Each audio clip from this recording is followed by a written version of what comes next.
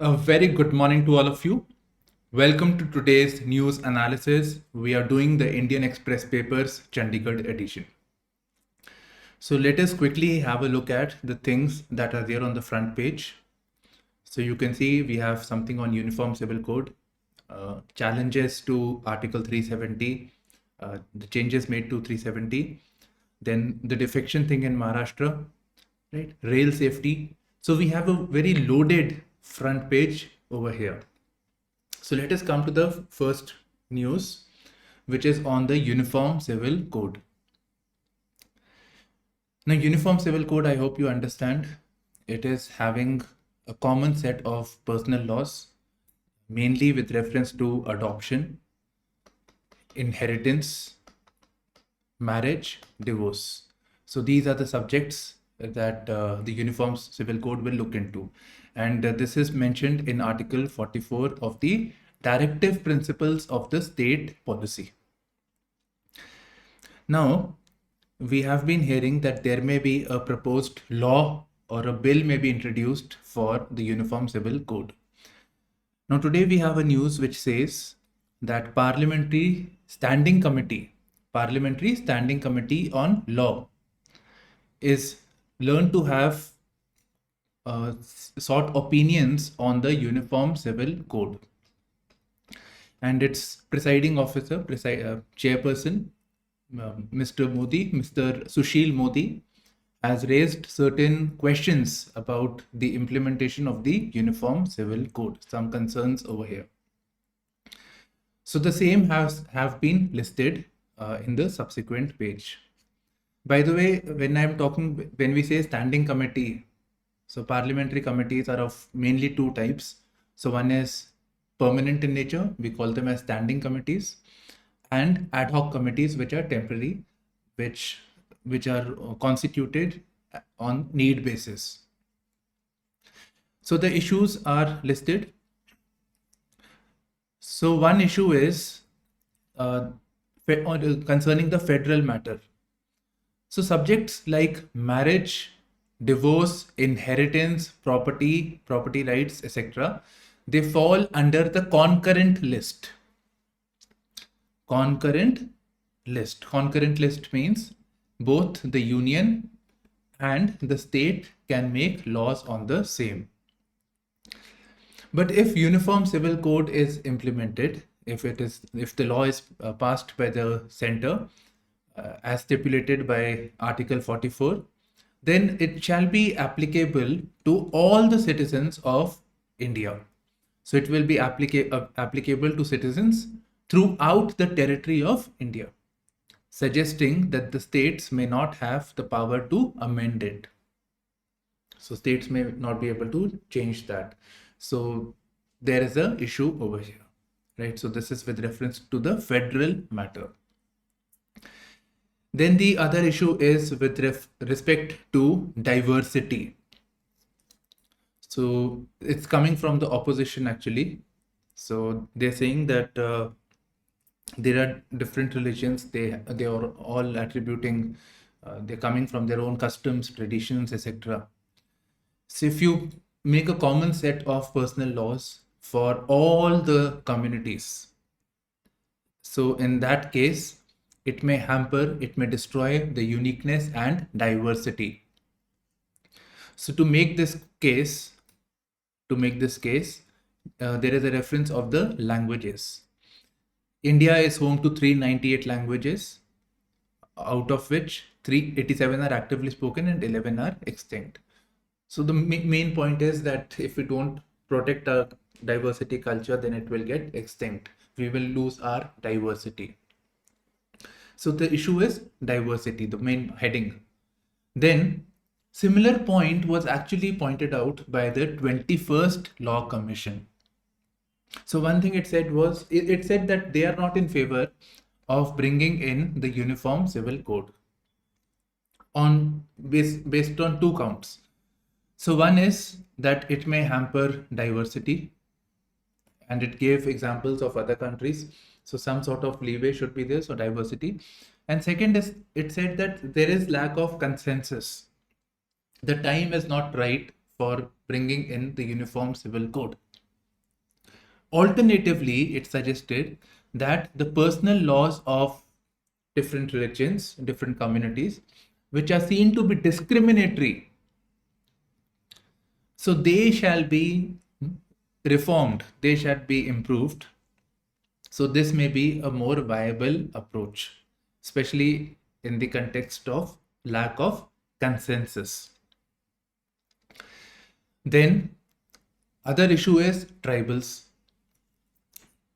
So with reference to tribals, what will happen if the uniform civil code is brought in? Will it apply to the tribals?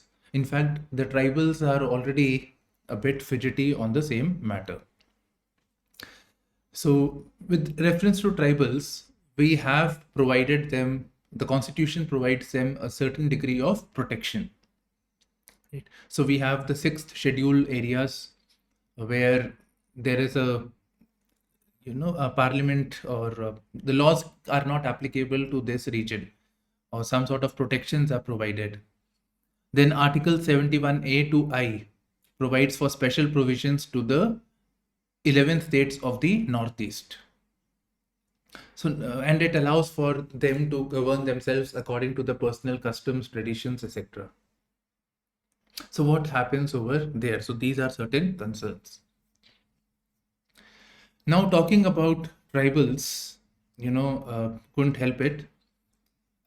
Tribal issue is very, very important from the viewpoint of GS1. So I was looking into this as to what is the government doing. So it's basically the 6th schedule and Article 371. So there's exceptions given to the northeastern states in particular. So I came across this document from the tribal Ministry of Tribal. So I liked this. So main point is that it is not mainly about the Uniform Civil Code now. Basically, what all tribal issues are there, what is the government doing about it? So all of this is actually covered in this PDF. I have already uploaded the link on my Telegram channel. So PDF is already there on that channel, so you can visit it, or you can just get it from here also. So all the issues are mentioned, right? So, and all of them are important in their own light from exam point of view. There is one issue that I felt was, I feel can be added is tribal art, right? So tribal art, so that is from art and culture point of view that we can do separately. In fact, for here also, you can visit the website TriFed, which markets tribal arts. So from here, you can get lot of good content. So this is it.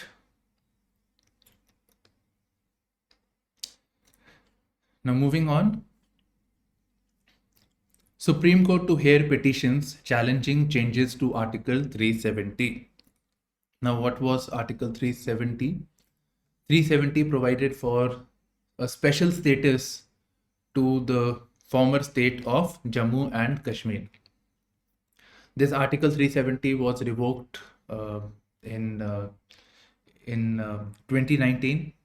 The Jammu and Kashmir state was then made a union territory of Jammu and Kashmir and the UT of Ladakh. This UT of Jammu and Kashmir was to have a legislature, while this one, UT of Ladakh, was a UT without legislature. So like Delhi is a UT with a legislature, while this one, Ladakh, is like Chandigarh, etc. Okay, so these things are being challenged. First, the statehood has been deprived, it has become a union territory, then the revocation of Article 370 altogether. Okay, moving on. Enforcement Directorate questions Anil Ambani for more than 7 hours in FEMA case. Anil Ambani not very interested. What we are interested is in ED, which is very often in news, and the FEMA. So these two things are important. We must look into it.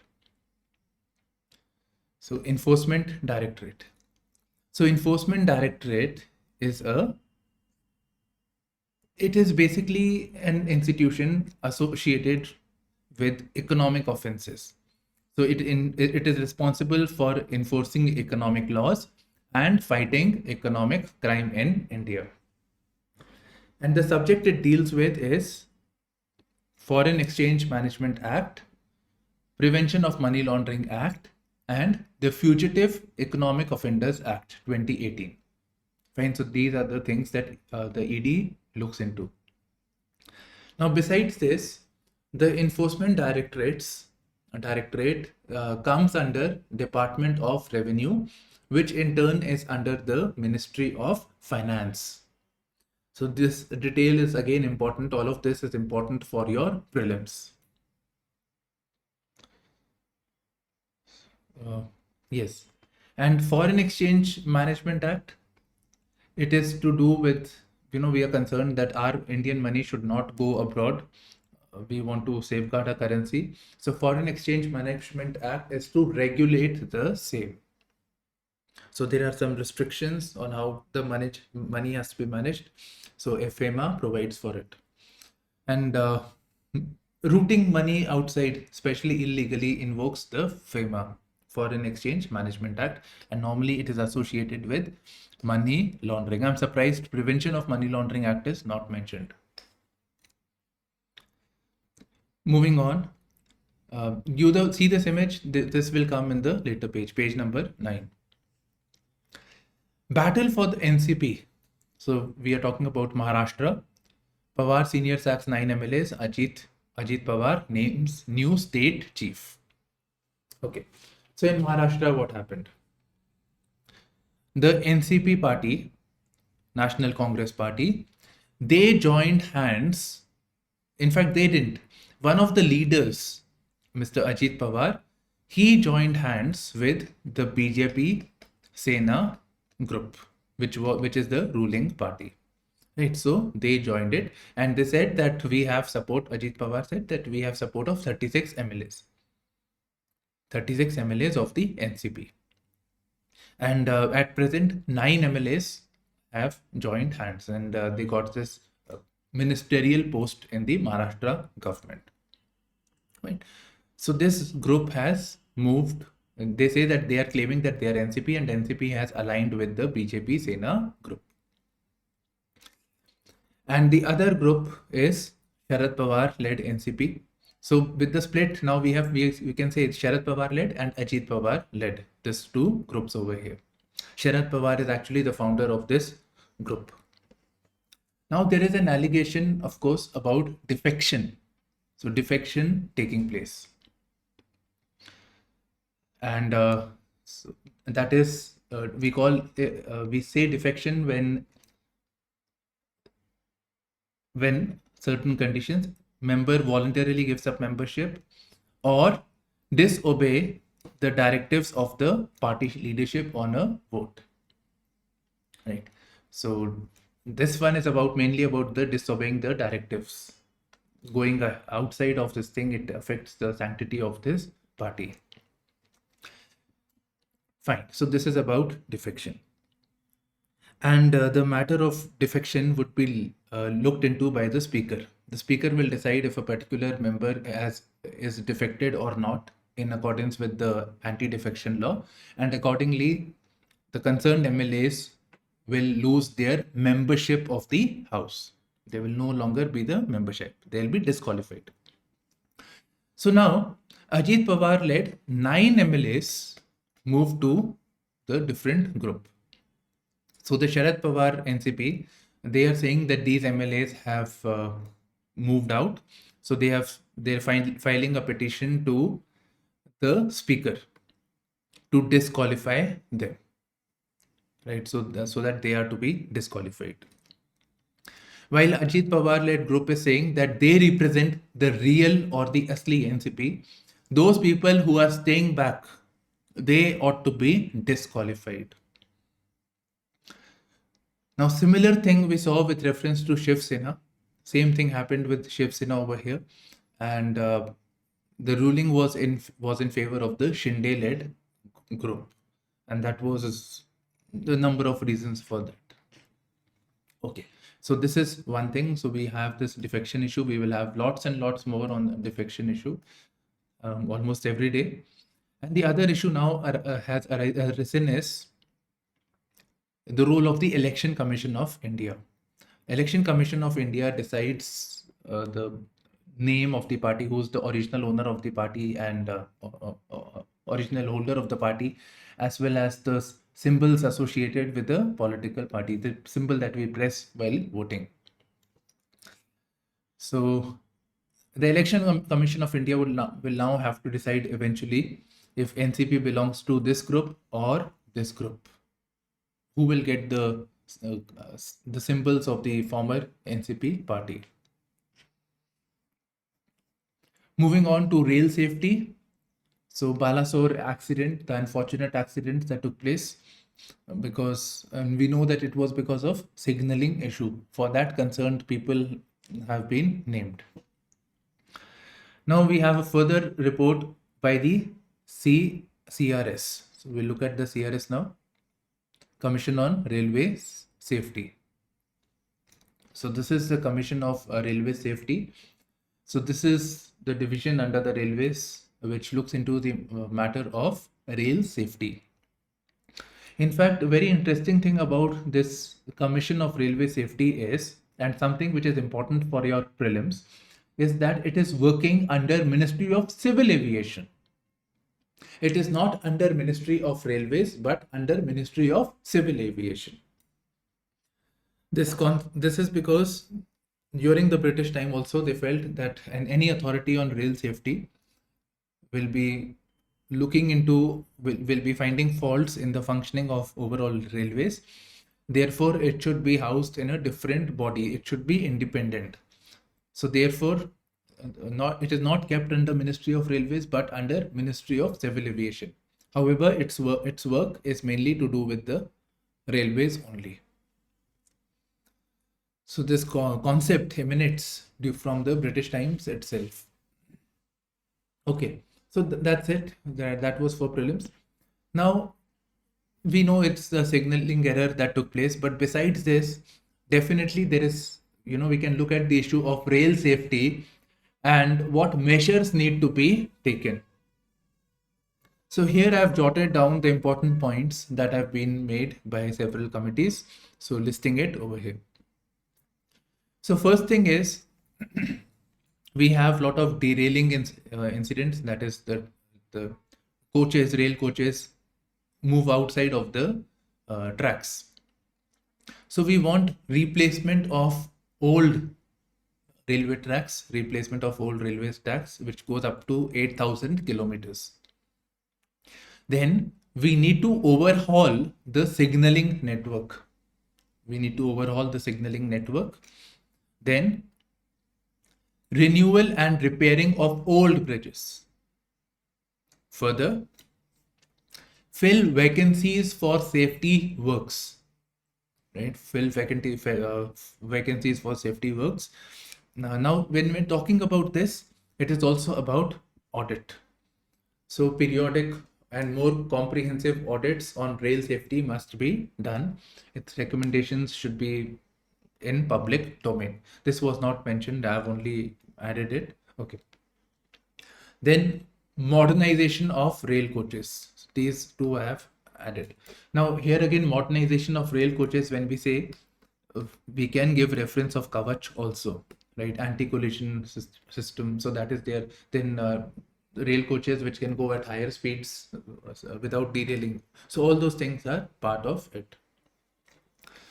Now there is an elephant in the room. There is something that we didn't mention, but it is very much required. What is that? For railways tracks, we need funding. For signaling network, we need funding. For filling vacancies, we need funding. So funding, higher capital expenditure on railways for infra creation as well as for filling of safety works. Moving on. So we are done with the front page now. So we'll just scroll further. Okay. So there is this case of Chandigarh, 30 out of 40 points prone to water logging on main Chandigarh roads. So very quickly, see, all of your cities actually would be having this issue. So what can be done? Now, was going through this topic. So what measures can be done? So now a question came to my this thing GS1, that is, what can we learn about from Harappan civilization or Harappan urbanization that can be implemented to Indian cities? So that was one thing, right? Although besides this, I don't get much points over. It is just mentioning what all issues are there, and the focus is on creating a better drainage system, maintaining cleanliness. So I think I'll just jot down the point and we'll get our main pointers. So cleanliness, maintenance of drainage, that should be done. Right, so that can be done. So, stormwater drains.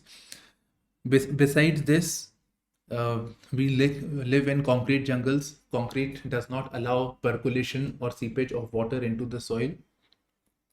So we need more green areas in the urban setup, uh, uh, footpaths, etc. Some new materials should be used, which allows for drainage of water into the soil and allows for groundwater recharge. So such measures can be incorporated. So it will allow for holding more water, dealing with more water. Okay, this is something about landfill. Amid Brauha over new waste plant, Dadu Majra dump reaches new heights. Fine. So it's basically about the issue of landfill, which is important part of your environment urbanization. So therefore, GS3. So first issue is we should be able to define landfill. The other issue is what is the concern associated with it. So some concerns are mentioned. The landfills release harmful gases like carbon monoxide, hydrogen sulfide, methane. So these cause respiratory diseases, as well as there are pollutants, and because of which there are severe skin diseases, especially for those people who live in the vicinity. By the way, there is a social dimension to it also, as there are more people who are vulnerable tend to live in those areas. Plus, there was some news that marriage proposals are getting declined for, people are not willing to marry because they'll have to live in this area. So these are some of the issues. Besides this, there is issue of soil pollution, also soil erosion, soil pollution, and water pollution in the region, mainly on account of the leachate. Leachate is the dirty, the water, if whatever from rain or wherever the water comes, it eventually joins the landfill, it mixes with the pollutants and it percolates through streams of water. So it may come into the mainstream water supply, or it may percolate downwards into the land and affect the pollutants will go into the land and cause soil or land pollution.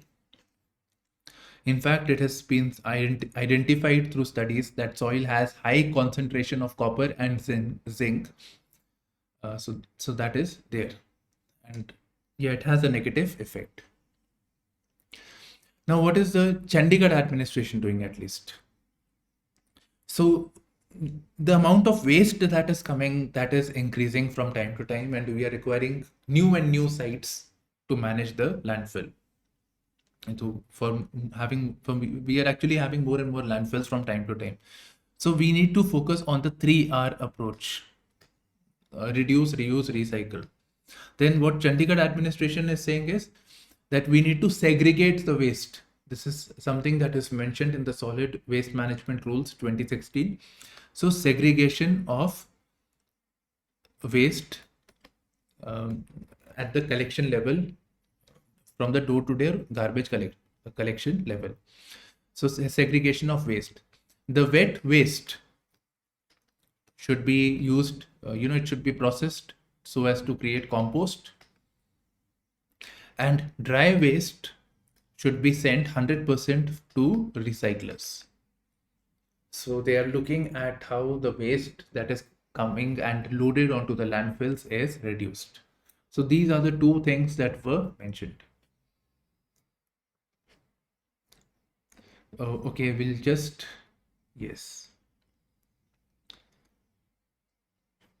So there is there is this initiative by a NGO, not for profit organization, which is providing for a month long course to revive traditional art of handloom weaving. Hand loom weaving. Hand loom means making fabric or weaving of fabric. So when you weave fabric, we get cloth.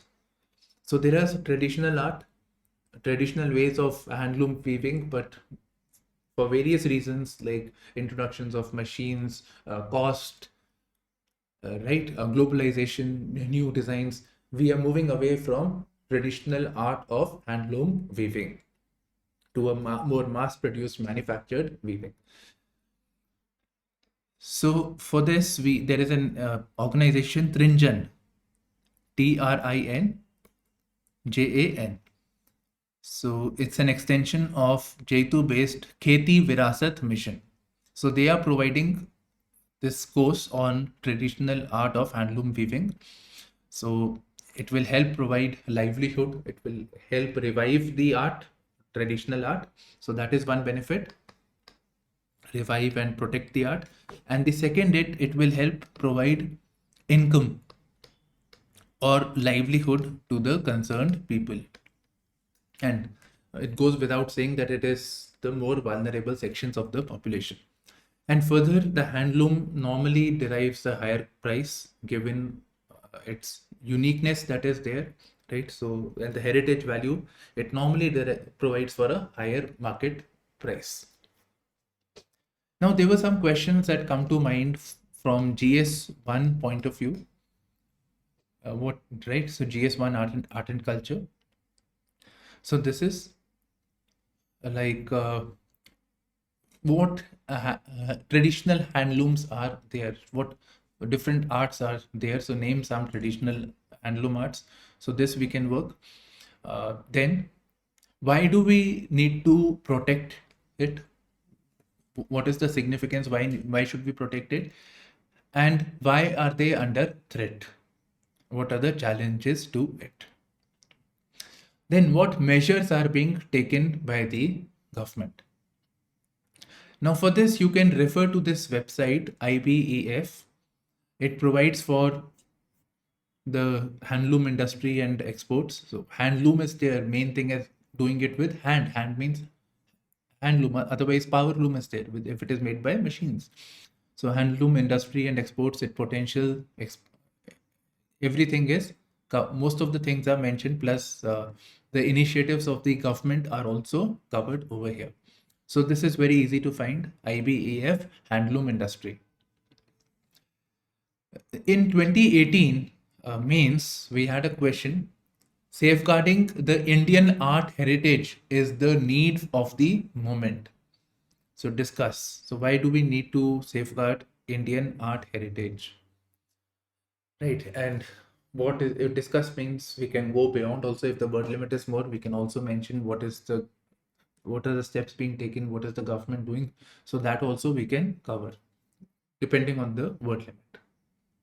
Discuss means charcha, so it's open-ended. When group talk, it is discussion, and it may go anywhere as long as the topic is in line with the talk is in line with the topic. Okay, so this is it. This is important. Please prepare this. Prepare a short note, 150 words and 250 words with explanation for measures, etc. It will help you. You have a problem, you can message me on my Telegram also. I'll check your answer. Yes, next is this thing. India has asked partner countries not to give space to Khalistani ideology.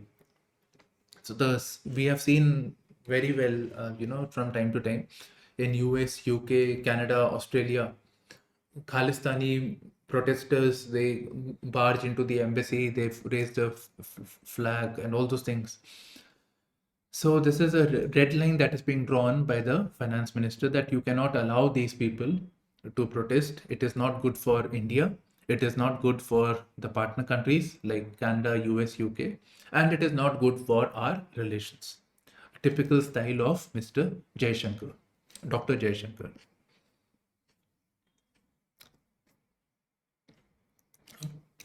Prime Minister Modi discusses policy issues with ministers. Yes. So this is when Prime Minister Modi has come back from US and Egypt. So what all things? So there was a meeting of the Council of Ministers with and the Prime Minister. So the issues they discussed was, first of all, Vision 2047. Vision 2047. That is, it's mainly focused on where we want India 100 years since independence. 1947, when we got independence. So where are we? And it is in the context of infrastructure. So that is one thing. Vision 2047. Something you can quote in your answer writing also. Moving on. He told his ministers to take the G20 summit seriously. He discussed the issue of US and Egypt. Further, there is the upcoming monsoon session of the parliament, or a sitting, and it is a short session. It will have 17 working days, and in this they'll be working on mainly three laws. Personal data protection bill. 2 times question has been asked since 2018 on this topic. Personal data protection bill, forest conservation amendment bill, and National Capital Territory of Delhi ordinance. And what is this ordinance? The creation of a new authority, National Civil Services Authority for NCR. Forgetting the abbreviation for this, but it is basically to decide on the appointments and transfers of civil servants in the National Capital Territory. Okay. Of particular interest is digital personal data protection bill. Very important. We can refer to the PRS. Right. So that is important. Now, since we talked about sessions of the parliament, let's revisit our polity. And we have 3 sessions, mainly 3 sessions of the parliament. And session, by the way, is the time when the parliament sits. Right? So sits for a longer period of time. So there are 3 sessions. Budget session, which is from February to May every year. The main theme is budget. Then we have the monsoon session, which is July to September, after a gap of 2 months. And then we have the winter session, mid-November to mid-December. So this is it on the sessions of the parliament.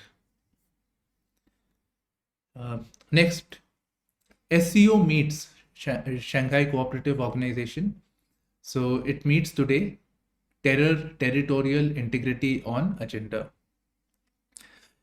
From my experience, what I have seen is a day before the summit actually takes place. So this is a virtual summit that will take place. So what I have seen is we get more information day before than a day after the summit, because the day before it talks about the agenda, the things they are going to discuss, and normally there is a consensus amongst the leaders.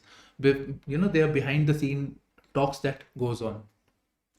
So the day before is normally important. And other thing is, if it is written by a diplomat, somebody to do with the government, we will get more information than somebody from a political group. Okay. I would like to tell you we have an explainer section also, right? But that you read. I'll just briefly tell you about what all things are being discussed.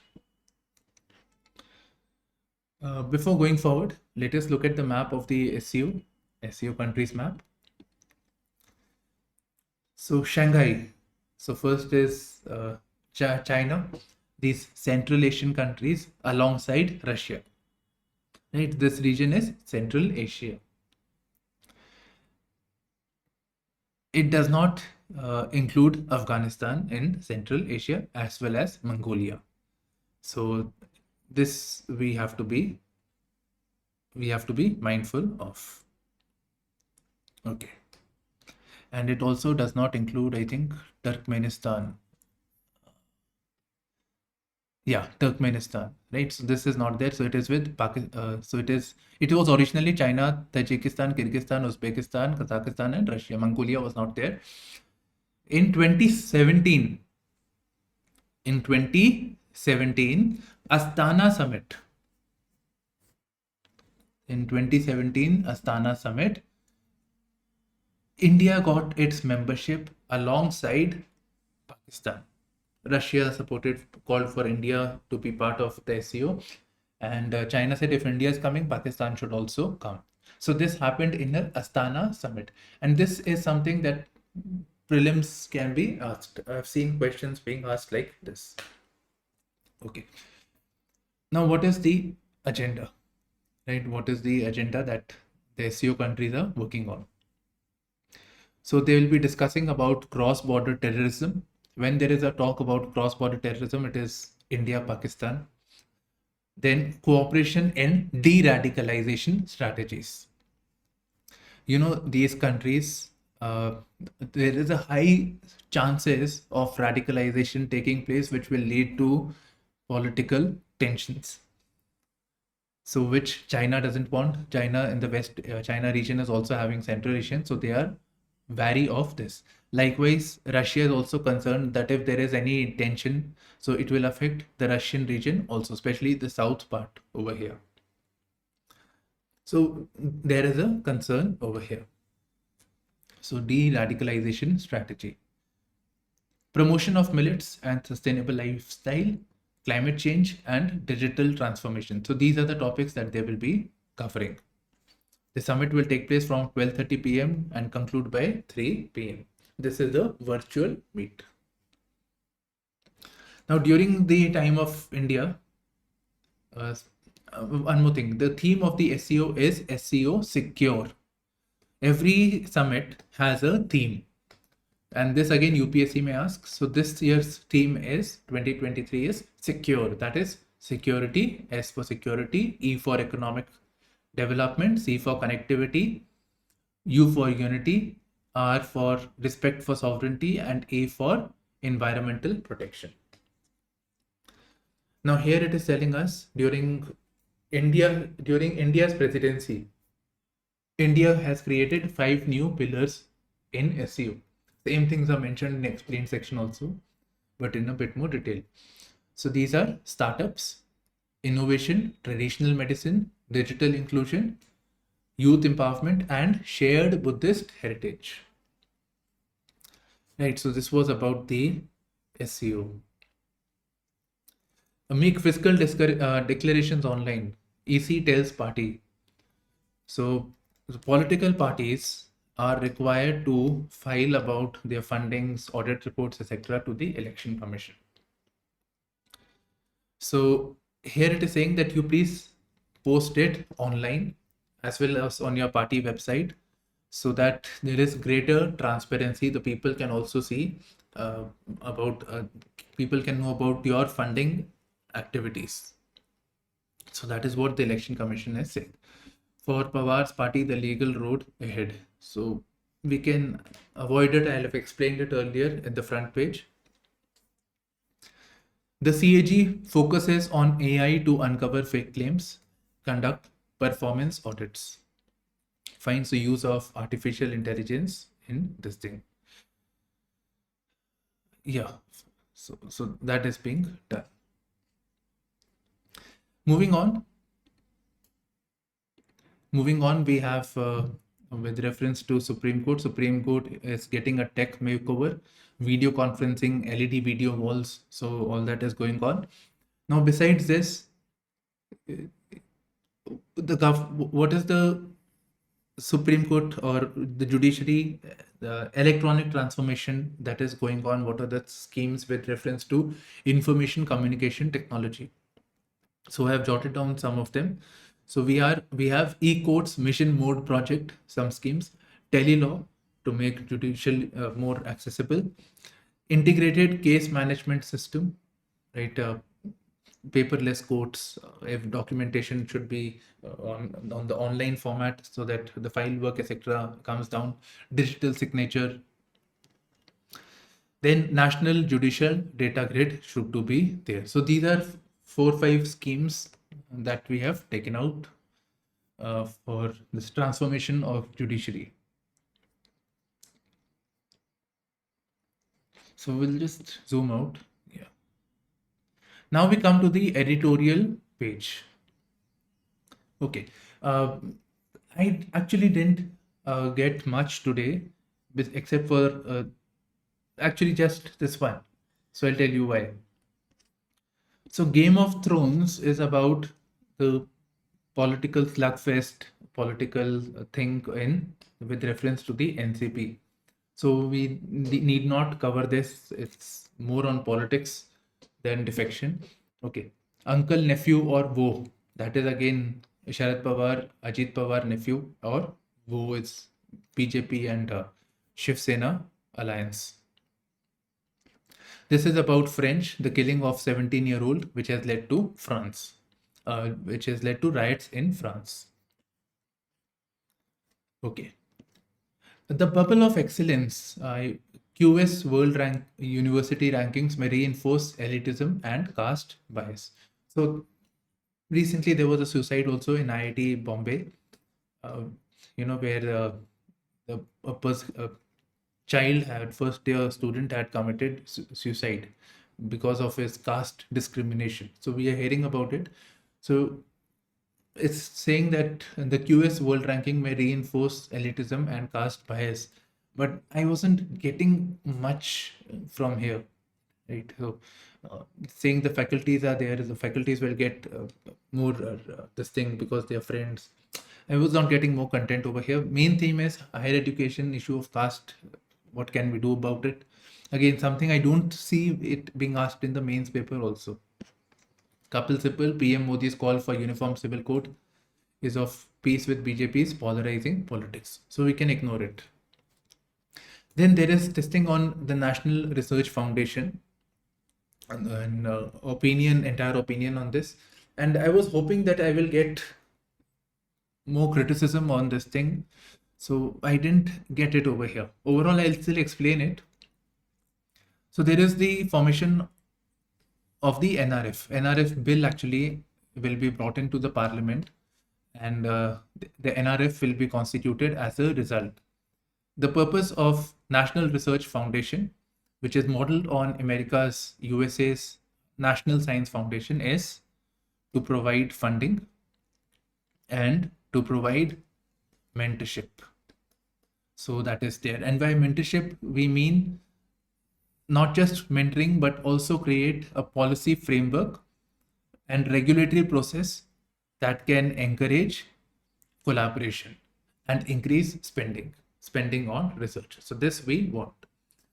And when we come to funding, our spend on research and development, gross expense on research and development is very low. It is 0.7% of GDP, much lower than any country, right? Much lower than the BRICS countries, much lower than US, etc. So they're spending as much as 3 to 4 times the amount India is spending. If we do it 3 times, it will be 2.1%. So we need to spend more. And when we look at the funding also, most of the funding is coming to the elite institutions. It is not coming to the lesser known or smaller institutions. So that is a problem.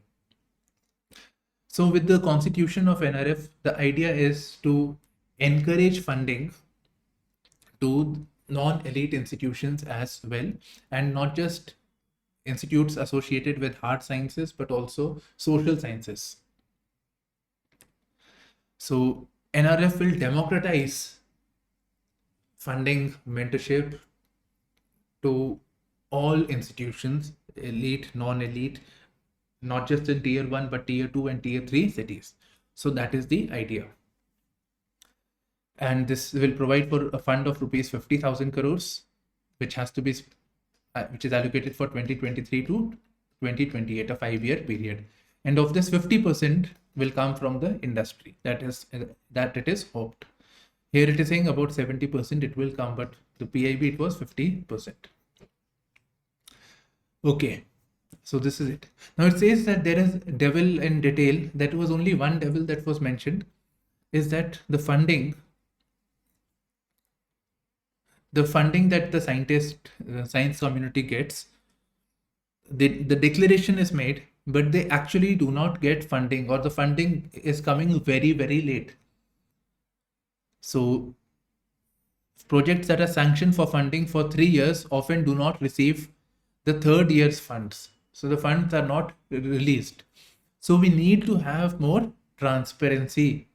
So that's the main thing that he was saying. Otherwise, overall is about the NRF only, which we have discussed. I have again mentioned over here. Okay, extending Ayushman Bharat. Here the focus is on eradicating sickle cell disease. And for this purpose, the union started a national campaign for sickle cell anemia elimination mission 2047. Fine. Sickle cell anemia elimination mission. Now, when it comes to sickle cell anemia, it is more so in the tribal community. And in India, we have 8.6% of our population, which is tribal. Now, let us see what is the sickle cell anemia. Normal red blood cells are like this, circular. Red blood cells carry oxygen. Now, in sickle cell, the shape of this thing, shape of the red blood cell becomes sickle-like, right? You can see this, it becomes narrow. So the oxygen carrying capacity also gets reduced, and thereby it leads to anemia-like situation. That is a feeling of weakness, tiredness, fatigue, etc. Now, the prevalence is more in the tribal areas. So for this, the sickle cell anemia elimination mission is there, which is focusing on tribal population. Now it is saying it has a two-course approach. So one is prevention, and the article is mainly telling us about prevention, and other is curative measure, right? Medicines, etc. But the focus is more on prevention. It is saying that they will screen. The focus will be on screening people for anemia sickle cell, and they'll be informed. And the idea is that sickle cell people do not marry, because eventually this will percolate to the next generation also. Now, there is a sickle, again, when we talk about sickle cell, there are two things. One is sickle cell trait, and other is sickle cell disease. So if two people with sickle cell trait is found, if they marry, the next generation is likely to have sickle cell disease. So the idea is to avoid this by means of screening. So that is the main focus. By the way, the person concerned, Mansukh Mandavia, we all know, he's the Union Minister of Health and Family Welfare and Chemical Fertilizers. Now coming to the international section of the world page. So first of all, there is a news about violence in Israel. So Israel unleashes fiercest aerial attack on West Bank in nearly 2 decades. So this is West Bank. If you look at the map of Israel, the West Bank is on the eastern side of Israel. And West Bank and Gaza are two places which are predominantly Palestinian occupied. So from time to time, you will hear that Israelis have done aerial strikes on the West Bank or the Gaza region. So this has happened. So some reason or the other, this thing goes on. Next, Saudi, Russia deepen oil cuts, push prices up despite slowdown fear. Okay. So the world's biggest exporters raise prices. So why are Saudi, Russia deepening oil cuts? What will happen? So the idea is to reduce the supply of oil. If the oil supply is less, then the price of oil will automatically go up. Demand supply this thing. Okay, so that is the thing. Thing is that the oil prices were falling, and we are hearing that there is a weak demand for crude coming in from China also. So indicating that oil prices will further go down. So protect its interest. The oil exporters would want the oil prices to be high, so they are reducing the supply of oil with the idea of increasing the prices. Now, naturally, a country like India, which is excessively dependent on crude prices, sensitive to it, we want a price to be low. So this will hamper our interest. So initially, Saudi said that they will reduce the oil prices, and Saudi is the de facto leader of oil producer exporter countries, OPEC. Right. So immediately after that, Russia also announced that it will reduce it will deepen oil cuts. It will reduce the supply. Now let us look at OPEC countries and OPEC plus countries. So first of all, OPEC is significant countries which have significant oil exports. So their economy is dependent on it. So Saudi Arabia is there. Iran is there. You have to be mindful that Iran is a member, because we talk about Saudi-led OPEC, and Saudi and Iran are rivals. So you have to be mindful that Iran is also part of OPEC over here. Right? So all these countries, including Venezuela, Ecuador, Nigeria, Angola, they are OPEC countries. But does this mean that only these countries are exporting oil? There are countries other than this. For instance, Russia is not a member of OPEC. Very important point. Russia is nowadays Russia is the major supplier of oil to India. So Russia is not a member of OPEC, but it has significant oil gas reserves. So OPEC plus depicts countries which are not in OPEC. So this includes Russia and Azerbaijan, Bahrain, Brunei. So all these countries are part of it. Sudan. Okay.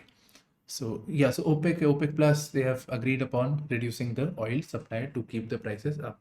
So due to weaker China demand and rising US supply. The price has been ranging between $70 to $80 a barrel.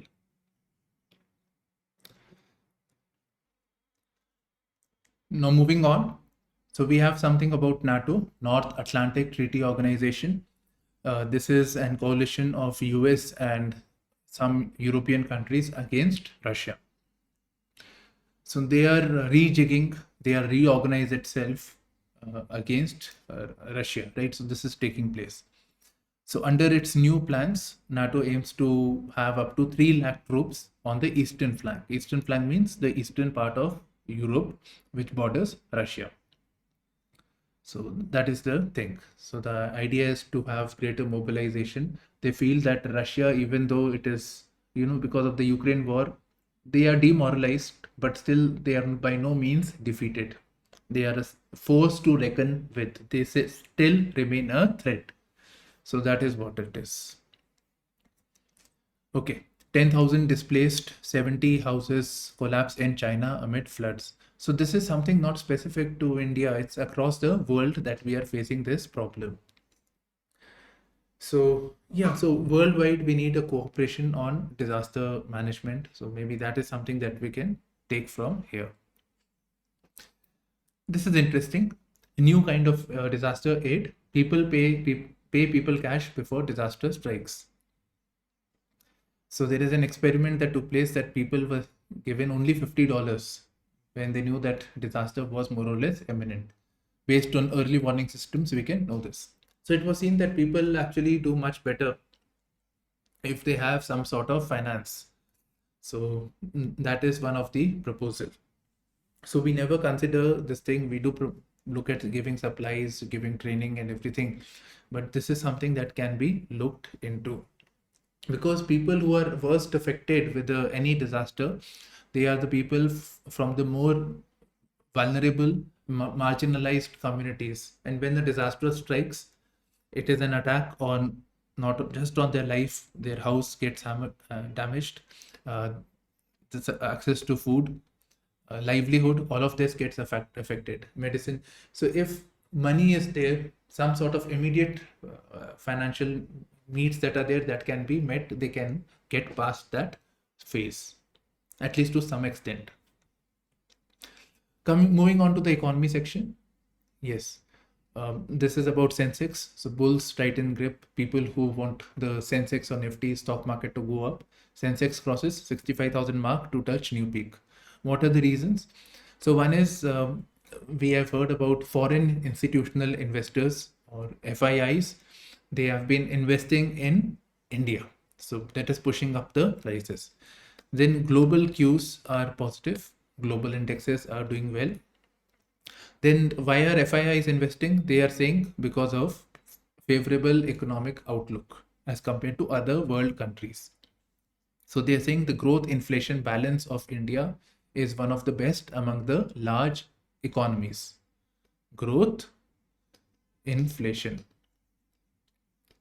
Right, so this thing. Yeah. So that is one of the best over here. Plus PMI indexes, other indexes reflect that there is going to be a growth momentum. In fact, just some time back, we had favorable this thing from infrastructure and manufacturing sector. Now, when I say this, ironically, manufacturing PMI falls to 57.8 in June. So this is month specific. Okay, 50. The PMI falls. Manufacturing PMI. So thing is, what is PMI? Let us look at this also. Yes.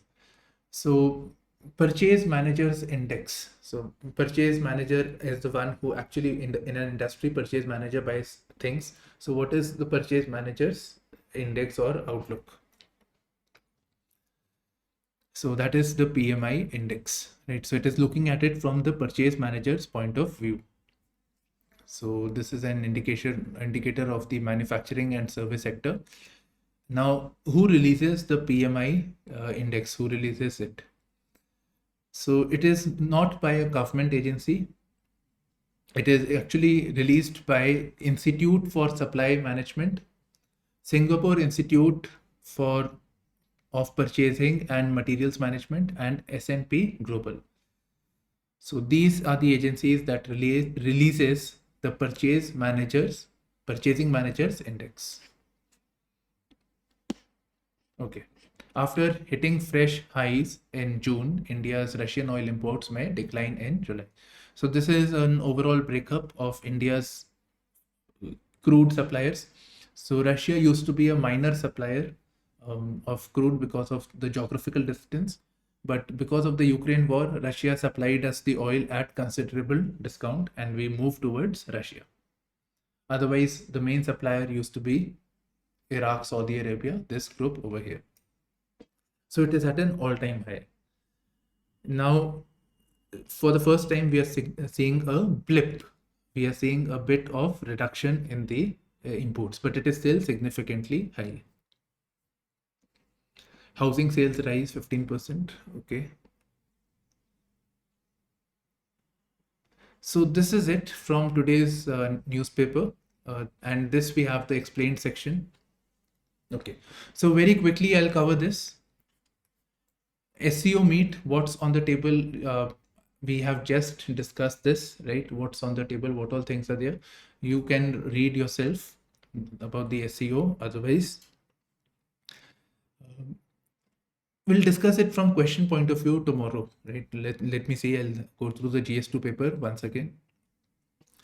How the Wagner revolt could impact Russia's ties with China. So this is basically telling us that Russia and China have closed a very good relationship, especially with the Ukraine war. China has very well supported Russia. Plus, with the sanctions imposed on Russia, China was continuously trading with Russia, even though the main thing was that Russia was providing it energy, crude and natural gas energy. So it was a symbiotic and a good relation which was going on.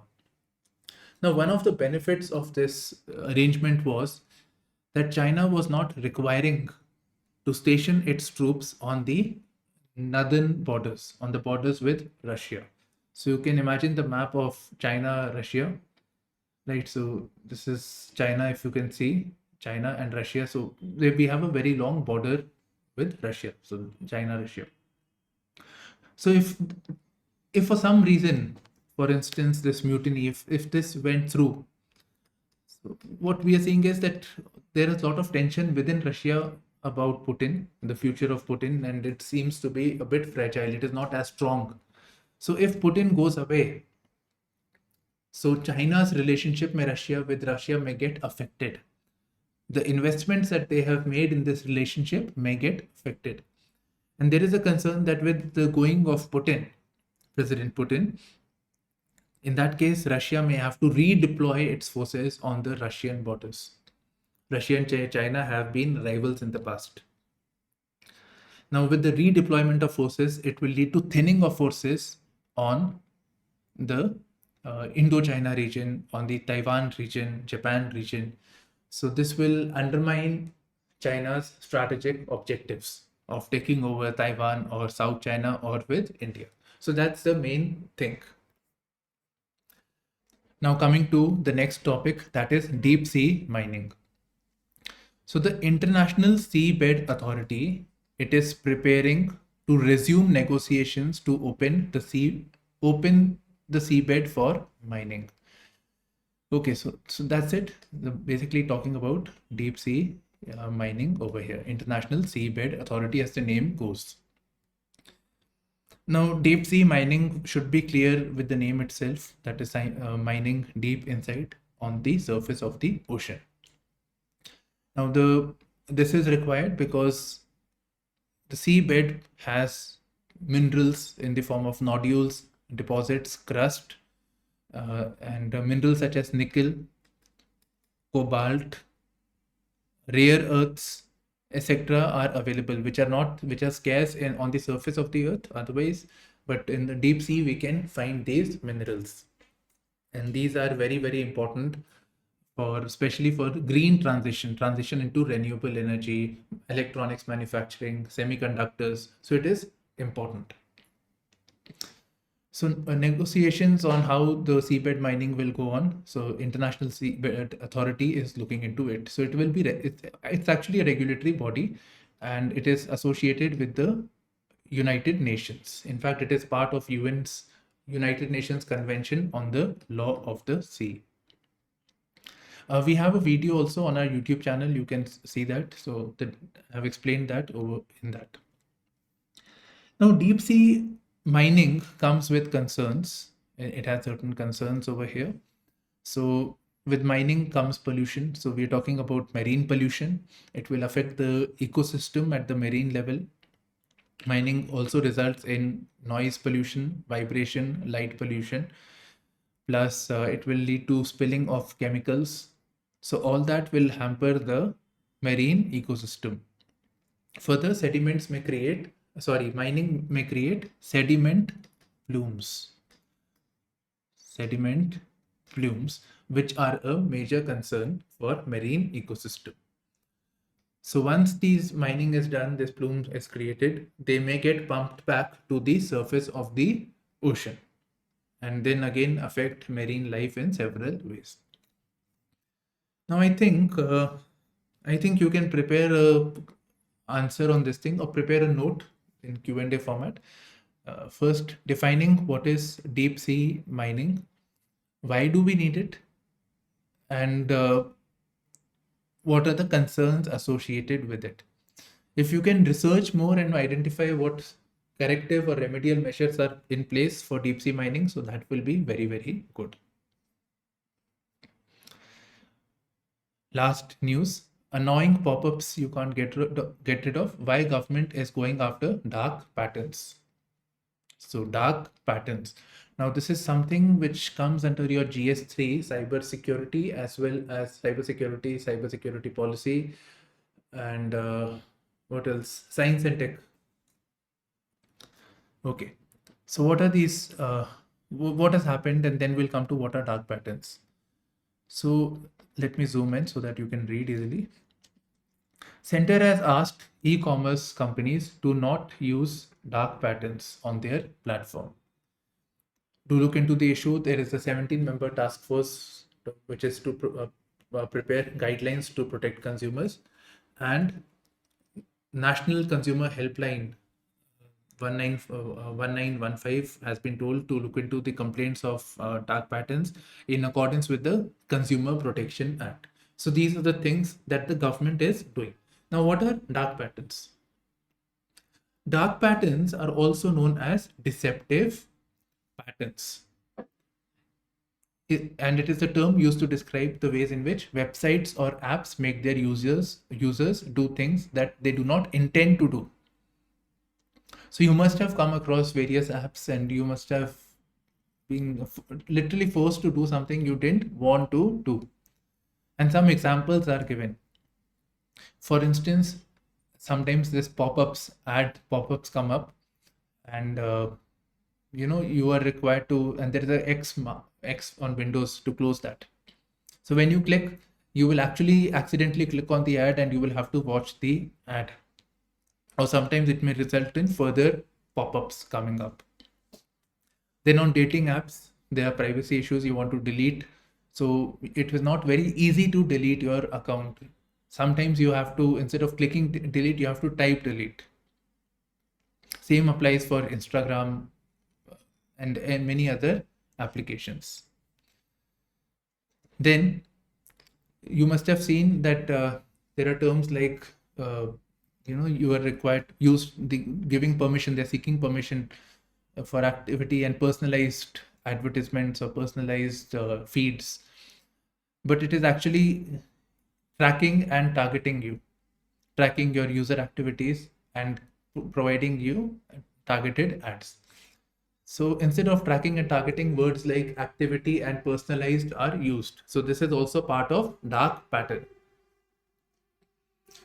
So yeah, so the government is looking at identifying the different types of dark patterns and unfair means that the websites utilize, and for that, empowering the consumer to raise that issue, complain against it. Now, some of the issues that have been mentioned by the Consumer Affairs Ministry, these are false urgency, that is, creates a pressure that you have to do it in a given period of time. Basket sneaking, that is, adding items to the shopping cart without the user's consent. It has happened with me on Amazon. I paid the order and I saw 4 or 5 things were also there. I just placed order for one thing, but they keep putting it in the cart and bulk transaction happened. Confirm shaming uses guilt to make consumers adhere. Forced action, nagging. So number of things are there. You can read it. You can take a screenshot, read it. Okay. Now, what is the government doing? We know what is the Indian government doing. It has asked e-commerce companies, 17-member task force, and Consumer Protection Act. In US and UK, in US there is California Consumer Privacy Act banning dark patterns. In UK, guidelines later made enforceable under Data Protection Act. Australian court fined Trivago ads we have seen. So which provides that, it says that it is an aggregator of data and provides you cheapest accommodation. So it says this, but in reality, it is posting those accommodations, posting those hotels which are paying them money. So this is again an example of dark patterns or deceptive patterns. So this is it from today's newspaper. You should prepare a note on dark patterns also. Very novel kind of thing. First time personally hearing this. So you can prepare a note on this also. What is a dark pattern? Some examples and remedial measures. So this is it from today's DNA. Thank you for streaming in to our channel IASPrimers with me, Shubhashish. Bye-bye and all the best.